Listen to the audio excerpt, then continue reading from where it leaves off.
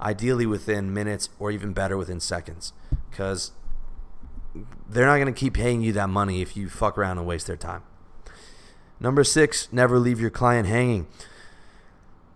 Not only do you need to respond quickly, but you need to respond to every single communication your client or potential client is sending you, whether it's just a simple excellent or perfect or will do or message received. Never just leave them with the last communication. You should always have the last communication. Like, understood, okay? Or they say, looking forward to meeting you, and you say, absolutely looking forward to meeting you as well, right? You never just let it go. And this is another area where I've been shocked again about dealing with people, guys who own small businesses online, who I'm contracting stuff out. They just leave you hanging there. So you don't know if this guy's received your message. You don't know what's going on. And for people who haven't been trained in sales training, it took me a while to realize that there's a major gap between guys who have sales training and guys who don't. And guys who don't have sales training make major mistakes like that all the time. And you can't do that if you're serious about keeping your clients, okay? Always have the last word, acknowledging whatever agreement you've made or conveying enthusiasm about that agreement. All right? Number 7, give more value than expected. Your client should not only be surprised with the level of service you provide, but also with the level of value you give. In ad sales, I was always going into meetings with my bosses and trying to get my clients free ads or access to editorials or profiles for their directors, anything that was going to make them happy. In my business now, RLD, when I wrote my books, I wanted to write the best possible book available in the world. My sex book, I think, is the best book available in the world. My Tinder book, I think, is the best book for getting laid online available today. And I read tons of them to make sure that that was the case.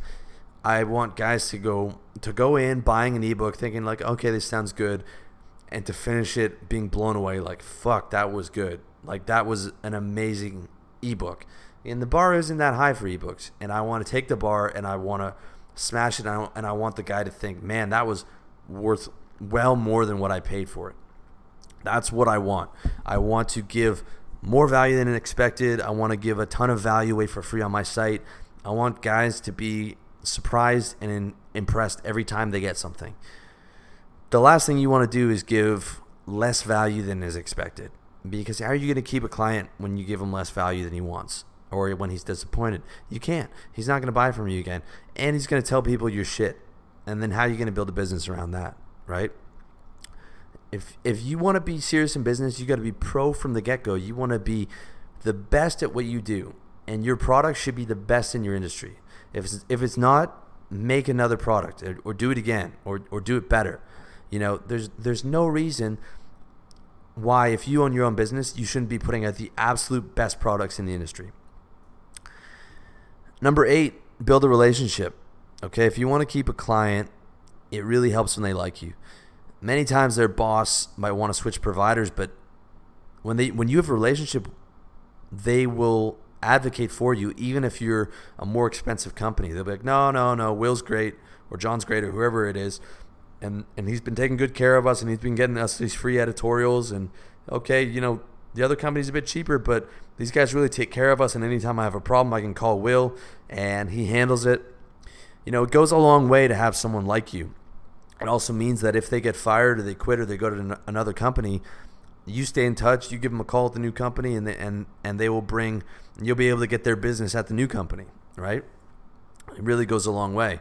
In my business now, I don't touch base with my customers nearly as much because it can be seen as spam. Like, if a guy buys from me, I'll send him a thank you email and I'll send him a list of my best articles, but I don't touch base too much because a lot of people might think that's spam. But if the guy gets in touch with me, I will respond to pretty much every question he has about the product.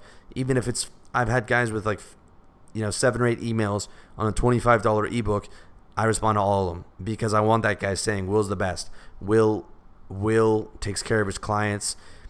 If he tells even 5 guys, that's made it worth my time, especially in the beginning. And I make sure to thank every reader for a comment. I respond to every single comment on my website, every single comment on YouTube, every single tweet, every single email, everything. because I want my guys to know that I care. And I want to show them the respect of responding to them and thanking them, because I value them as a fucking customer and because they are paying for my life. And I want that to be very clear to every single person who's reading my site, that I am very grateful for people who are buying my stuff, and I'm very grateful for my listeners and my readers. And I will do that till the day I die in business, to as many as I can, because that's so important. And that's how you keep clients. All right, guys, so those are the 8 points. And if you've been with me this far, I want to thank you for following along in the series. Overall, I suggest you check out the articles as well on revolutionarylifestyledesign.com if you're not looking at them. This is a 4-part guide on sales. It's 20,000 words. It's, it could be an ebook, but it's there for free, and I want you to have it because it's so important. And I want you to look at it, and if you're looking to get into sales, feel free to go through the articles and take notes and take down what's going to be useful to you, as well as if you're trying to tighten up your game for your own business. I want to thank you, as always, for listening, for reading, for watching, and as always, I wish you all the best.